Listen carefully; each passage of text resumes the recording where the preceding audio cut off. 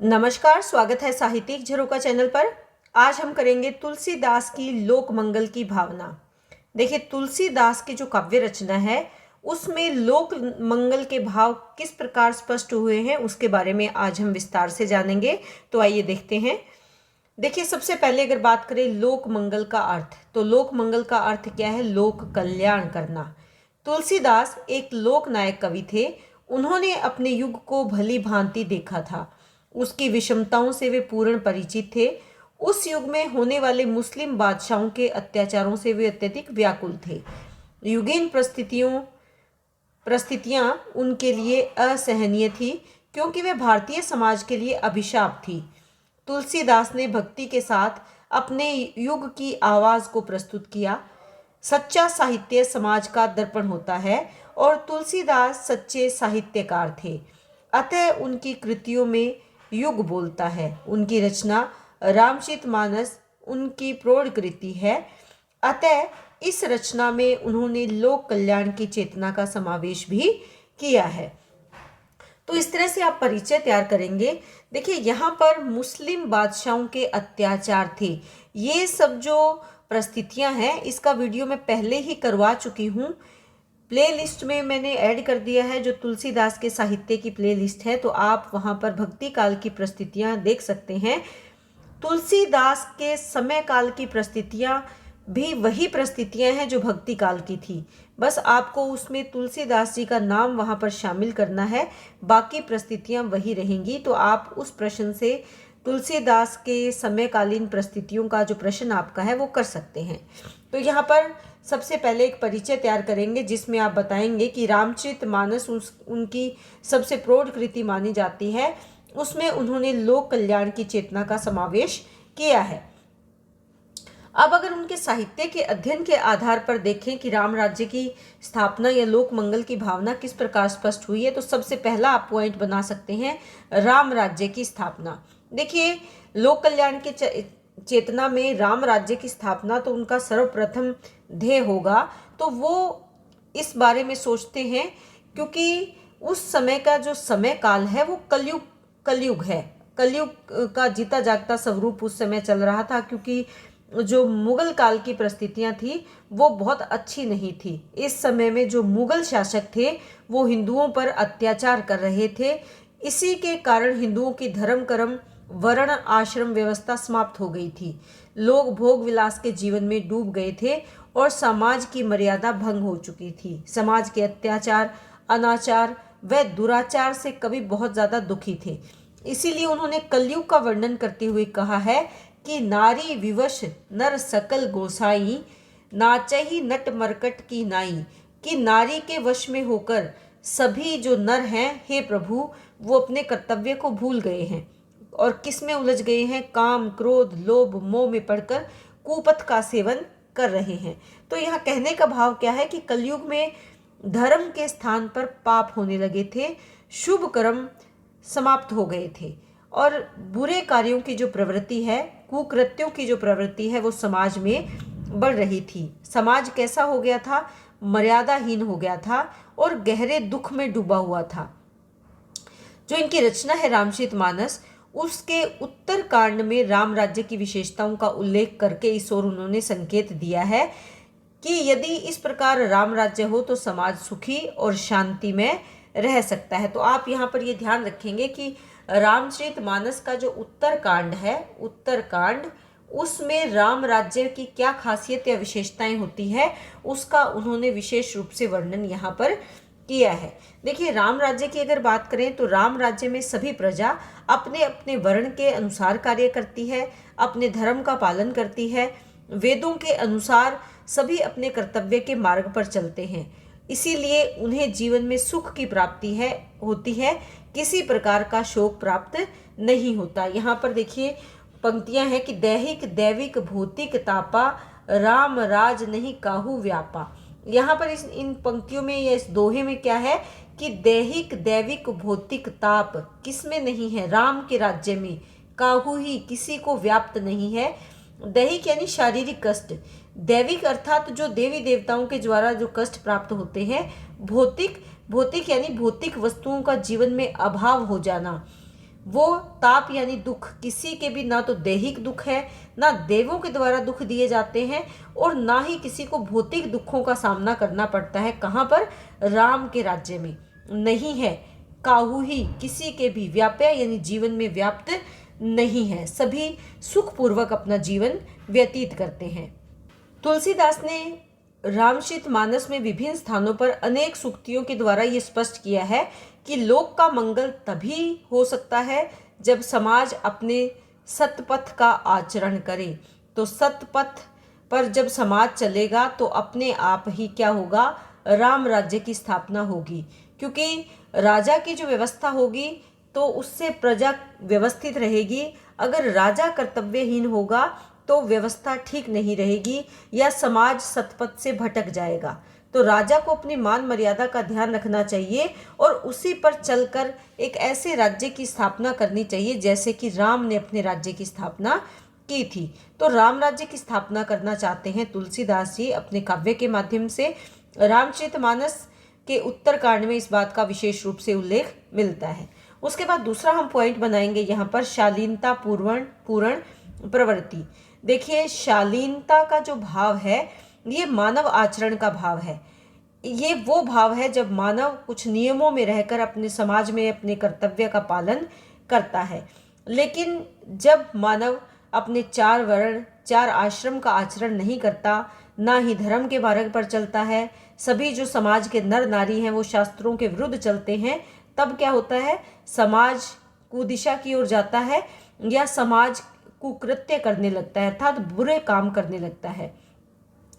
तो तुलसीदास जी जहाँ पर राजा प्रजा का भक्षण करने वाले हों, शास्त्रों की आज्ञा का पालन न करने वाला वहाँ पर कोई भी व्यक्ति न हो, तुलसीदास जी इस प्रकार की अव्यवस्था का दोष प्रमुख रूप से किसको देते हैं? राजा को देते हैं।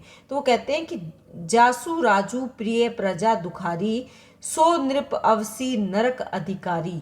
कि जो राजा इतना शालीन नहीं है कि अपनी प्रिय प्रजा के दुखारी दुखों की ओर ध्यान नहीं देता, बल्कि वो अपने शासन में प्रजा को दुखी करता है, वो नृप क्या है? अवश्य ही नरक, अवश्य यानी अवश्य ही नरक को भोगने का अधिकारी है। तो तुलसीदास ने राम को आदर्श राजा माना, जिनसे शालीनता के साथ साथ राज्य लोक कल्याण की भावना से किया जाए, इस बात को उन्होंने महत्व दिया है। वो इस बात का विरोध करते हैं कि राजा अपनी प्रजा को सताए या उसका भक्षण करे या उनको दुख दे। इसी बात के लिए वो उनका जो ये दोहा है, राम राज नबगेश सुनु सै चराचर जग माही। कि राम के राज्य में हे नबगेश सुनो, सब चर और अचर इस संसार के काल कर्म स्वभाव गुण कृत दुख काहू नाही। कि वो अपने समय, अपने कर्म और अपने स्वभाव से, गुणों के स्वभाव से वो अपना जीवन दुख से रहित जीते हैं, या चर और अचर किसी भी प्राणी को किसी प्रकार का काहुई नाही क्या दुख नहीं है। किसमें? राम के राज्य में, क्योंकि राम एक आदर्श राजा है, सुमार्ग पर चलने वाले राजा हैं, अपने धर्म आचरण का पालन करने वाले राजा हैं। इसीलिए उनके राज्य में किसी को दुख नहीं है, क्योंकि वो शालीनता पूर्ण प्रवृत्ति के राजा है। इसीलिए समाज भी कैसा है? शालीनता पूर्ण समाज है। उसके बाद तीसरा पॉइंट हम यहाँ पर बनाएंगे, आदर्शवाद की स्थिति।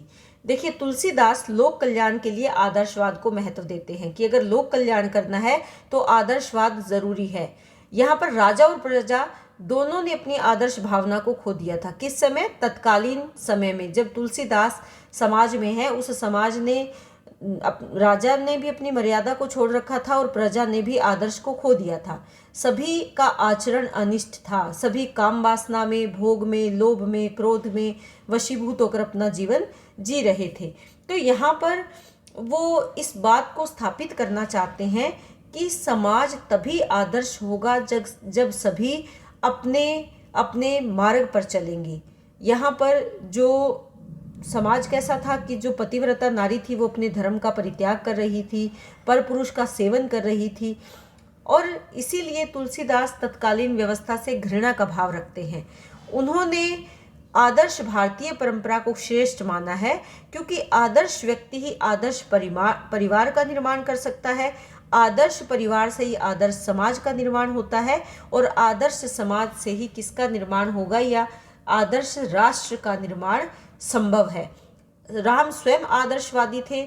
उन्होंने अपने परिवार में भी आदर्श भावना का संचार किया, चाहे भाई भाई की बात करें, पिता पुत्र की बात करें, पति पत्नी के बीच में अगर आदर्श को देखें, स्वामी और सेवक हनुमान और राम की तरह देख सकते हैं। जैसे भाई भाई की मैं बात कर रही हूँ तो लक्ष्मण अपने भाई के प्रति पूर्ण समर्पित है। पुत्र और पिता के संबंध की अगर बात करें तो राम अपने पिता के कहने पर वनवास बिना कुछ कहे स्वीकार कर लेते हैं। सीता बिना कुछ कहे राम के साथ जाने के लिए तैयार हो जाती है, अपने पतिव्रता धर्म का पालन करने के लिए। भक्त जैसा सेवक दुनिया में, संसार में दूसरा देखने को नहीं मिलता।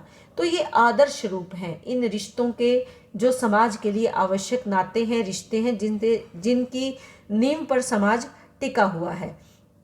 तो रामचरितमानस में तुलसीदास ने जिस आदर्श समाज की ओर संकेत किया है, वहाँ प्रजा में परस्पर प्रेम है, समता है, सहानुभूति है, सहयोग और परोपकार की सच्ची भावना है। इसी कारण उन्होंने यहाँ कहा है कि परहित सरिस धर्म नहीं भाई।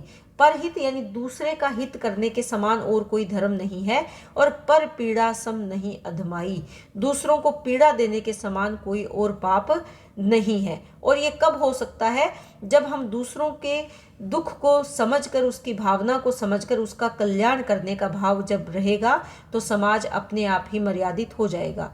क्योंकि तुलसीदास को समाज में किसी भी प्रकार की विकृति मान्य नहीं है। वो ये मानते हैं कि एक आदर्श राजा हो, एक आदर्श प्रजा हो, और राजा समाज के प्रति पालक का भाव रखे, यानी वो उसका पालन करे। सन्यासी व्यक्ति जो पथभ्रष्ट हो चुके हैं वो अपने पथ का, मार्ग का पालन करें। तो इसीलिए उन्होंने एक आदर्श समाज की विशेष स्थिति की ओर अपने काव्य के माध्यम से जनता को ले जाने के लिए, या समाज को प्रेरित होने के लिए उन्होंने इस विचार को शामिल किया है, या आदर्शवाद की स्थिति को स्पष्ट करने का प्रयास किया है।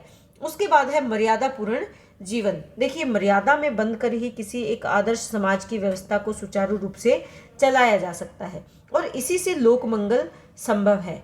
उन्होंने अपने युग में देखा था कि राजा, प्रजा, नर नारी, वृद्ध, युवा, बालक सभी सामाजिक, धार्मिक और नैतिक मर्यादाओं को खो चुके हैं। ना वर्ण व्यवस्था है, ना आश्रम रीति का पालन कर रहे हैं, और चारों ओर कैसा राज्य है, जंगल राज है। सब जो बलवान है, जो धनवान है, वो निर्धन को दुखी कर रहा है, गरीब को दुखी कर रहा है। जो मुस्लिम राजा अधिकारी है वो अन्य हिंदुओं पर अत्याचार कर रहे हैं। आजीविका के लिए कोई साधन नहीं है। इसीलिए तुलसीदास ने रामचरितमानस में राम का मर्यादापूर्ण जीवन प्रस्तुत किया है। परिवार, समाज, राज्य के लिए उनका जीवन अनुकरणीय है। यही नहीं, ऐसा नहीं मानते वो कि सब राम बन जाए, बल्कि वो ये मानते हैं कि सब राम की तरह काम, क्रोध, लोभ, मद आदि भाव को छोड़कर, एक दूसरे के प्रति जो शत्रुता का भाव है उसको छोड़कर मर्यादित पूर्ण अपना जीवन व्यतीत करें। क्योंकि राम शांत स्वभाव के थे। अब उन्होंने अपनी पिता के आज्ञा का पालन किया। न तो पिता की आज्ञा जब उन्हें मिली तो ना तो उन्होंने किसी प्रकार का क्रोध किया। देखिए, वही तो समय था जब वो राजा बन जाते। अगली सुबह उनके राजा बनने का इंतजार कर रही थी, और वहीं कैकेयी के वचन के कारण पिता ने उन्हें वनवास दे दिया। लेकिन राम चुप रहे, शांत रहे। राम आदर्श पुत्र हैं, आदर्श पति हैं, आदर्श राजा हैं। वहीं सीता की बात करें तो आदर्श पत्नी है, कौशल्या आदर्श माता है, लक्ष्मण और भरत आदर्श भाई हैं, हनुमान आदर्श सेवक और सुग्रीव आदर्श सखा है। राम स्वयं मर्यादा पुरुषोत्तम है। मर्यादा और आदर्श की प्रतिष्ठा ही उनके जीवन का एकमात्र उद्देश्य है। तो इन रामचरितमानस के माध्यम से और राम के मर्यादापूर्ण जीवन के माध्यम से वो समाज को भी मर्यादित करना चाहते हैं। उसके बाद पांचवा हम पॉइंट यहाँ बनाएंगे, संतों का महत्व। देखिए, तुलसीदास जी मानते हैं कि संत ही हैं जो कुमार्ग पर चलने वाले व्यक्ति को एक सही मार्ग या रास्ता दिखा सकते हैं। तो उन्होंने बार बार अपने काव्य में, अपने लेखन में संतों को विशेष स्थान दिया है। खासकर रामचरितमानस में 2 स्थानों पर वो संतों के लक्षण और महिमा पर प्रकाश डालते हैं। पहला अगर बात करें तो अरण्य कांड में उन्होंने नारद के पूछने पर संत के बारे में वो उनको उपदेश देते हैं, और दूसरी बार वो उत्तर कांड में भी उत्तर कांड में भाई भरत के पूछने पर संतों की विशेषता के बारे में बताते हैं। तो संत ही हैं जो समाज की मर्यादा और आदर्श को बनाए रख सकते हैं, उन नियमों का उल्लंघन करने वाले को निर्मल बनाकर सद्मार्ग पर ले जा सकते हैं। सम शीतल नहीं त्याग ही नीति, सरल स्वभाव सभई सन प्रीति। कि जो संत हैं उनकी समान नीति है, सबके साथ समान व्यवहार करते हैं, शांत रहते हैं, सरल स्वभाव है उनका, शांत रहते हैं और सबसे प्रेम का भाव रखते हैं, और वो अपने नीतियों का त्याग नहीं करते, यानी न्याय के मार्ग को नहीं छोड़ते। यही उनका मूल भाव है कि वो मानव जाति से प्रेम करते हैं, और यदि मानव के प्रति स्नेह का भाव रखेंगे, न्याय के पथ को अपनाएंगे, तो कोई ऐसा कारण नहीं बनता कि लोक कल्याण संभव ना हो। इसीलिए उन्होंने समाज में संतों को विशेष महत्व दिया है। छठा पॉइंट हम बनाएंगे समन्वय की भावना। देखिए, समन्वय यानी सब में समता का भाव लाना, एकता का भाव लाना, कल्याण का भाव लाना। तुलसीदास समन्वयवादी कवि हैं। वे समाज की एकता और कल्याण के लिए अलग अलग धर्मों में, मतों में या रीति रिवाजों में समन्वय स्थापित करना चाहते हैं। उन्होंने अपने युग में देखा कि तत्कालीन जो समाज है उसमें राजनीति में, धर्म में या विचारों में बहुत अधिक वैमनस्य है, यानी विरोधी भाव है। धर्म के क्षेत्र में हिंदू और मुस्लिम एक दूसरे के विरोधी हो गए हैं। हिंदू धर्म में अनेक अलग अलग शाखाएं बंट गई थी, जैसे शैव मत है, वैष्णव है। इन सब के बीच विषमता का भाव और द्वेष का भाव है। समाज की दशा बहुत ही विषैली हो गई थी, शोचनीय हो गई थी। हिंदू समाज की अगर बात करें तो यहाँ पर भी जो ब्राह्मण और शूद्रों के बीच में छुआछात का भाव है वो बहुत ज़्यादा बढ़ गया था। राजा और प्रजा में भी एकता का भाव खत्म हो गया था। राजा आराम पसंद जिंदगी जीना चाहते थे और प्रजा का शोषण कर रहे थे। इस प्रकार की जो विषादपूर्ण विकृतियां या ऐसी परिस्थितियां थी, इनमें तुलसीदास ने समन्वयकारी प्रयास किया कि समन्वय के माध्यम से लोक कल्याण किया जा सके। यहाँ पर अगर हम देखें तो उन्होंने इस बात पर बल दिया कि समाज के विघटन को समाप्त करके इसे एक सूत्र में पिरोया जाए या समानता स्थापित की जाए। उन्होंने ज्ञान और भक्ति में जो अंतर था या द्वेष था उसको मिटाने का प्रयास करते हुए वो कहते हैं कि भक्ति ज्ञानी नहीं कुछ कछु भेदा, उभय हरि भव संभव खेदा। कि ज्ञान और भक्ति के दो मार्ग हैं, लेकिन दोनों में ही कोई भेद नहीं है। दोनों का उद्देश्य क्या है? हरि की प्राप्ति, यानी अपने प्रभु की प्राप्ति। यहाँ पर ये माना कि कौन कौन से दो भेद हैं। देखिए, एक जो जहाँ पर ये ज्ञान की बात करते हैं ये निर्गुण काव्य परंपरा है, और जहाँ ये भक्ति की बात करते हैं ये सगुण काव्य परंपरा है। तो यहाँ पर ये मानते हैं कि दोनों में कोई भेद नहीं है। एक भगवान के निर्गुण रूप को मानता है, अर्थात वो कहते हैं कि भगवान घट घट में व्याप्त है, वो सूक्ष्म रूप है। दूसरे भगवान के सगुण रूप की उपासना पर बल देते हैं, जिसमें भगवान जो है वो साकार है, उनका रूप है, रंग है और वो रक्षक है। तुलसीदास की बात करें तो स्वयं वो सगुण के उपासक थे, लेकिन इन्होंने बाल कांड जो इनका रामचरितमानस में बाल कांड है उसमें निर्गुण और सगुण दोनों के समन्वय पर बल दिया है। यानी बाल कांड में इस बात पर उन्होंने बल दिया है कि सगुण और निर्गुण दोनों एक ही हैं। जैसे इनकी पंक्तियां हैं या इनका दोहा है, सगुण ही अगुण ही नहीं कछु भेदा, गावई मुनि प्राण कछु वेदा। कि सगुण और अगुण में या निर्गुण में कोई भेद नहीं है। गावही गाते हैं मुनि प्राण कछु वेदा। मुनियों, मुनि पुराण और वेदों में अगुण अरूप अलख अज जोई, भगत प्रेम बस सगुण सो होई। कि जो निर्गुण है उसके वो अरूप की अलख अपने मन में जगाते हैं, जिसका कोई रूप नहीं, कोई रंग नहीं, कोई आकार नहीं। लेकिन जो सगुण है वो अपने प्रेम से वो भक्त अपने प्रभु को अपने वश में कर लेते हैं। तो यहाँ पर निर्गुण और सगुण दोनों के समन्वय की बातें वो करते हैं और मानते हैं कि अगर लोक कल्याण करना है तो लोक कल्याण के लिए समन्वय की भावना होना आवश्यक है। धर्म में समन्वय, जो उस समय मान्यताएं थी या राजनीतिक परिस्थितियां थी या संस्कृति थी, उनमें समन्वय अगर होगा तो ही लोक कल्याण या लोक मंगल संभव हो सकता है। उसके बाद बात करते हैं, 7वां पॉइंट आप यहाँ पर बनाएंगे, सच्चे समाजवाद की कल्पना। देखिए, तुलसीदास के युग में जो समाज है वो बिखरा हुआ था, आदर्श रहित था, मर्यादाहीन है, पथभ्रष्ट है, यानी सब भोग विलास में डूबे हुए हैं। नारी एकमात्र भोग की साधन है। जो मुस्लिम है वो हिंदुओं पर अत्याचार कर रहे हैं। समाज में केवल नारी वर्ग ही दुखी नहीं बल्कि सभी पीड़ित हैं, चाहे वो किसान हैं, चाहे वो मजदूर हैं, चाहे वो निम्न जाति के लोग हैं। सभी कठिन परिस्थितियों में अपना जीवन व्यतीत कर रहे हैं।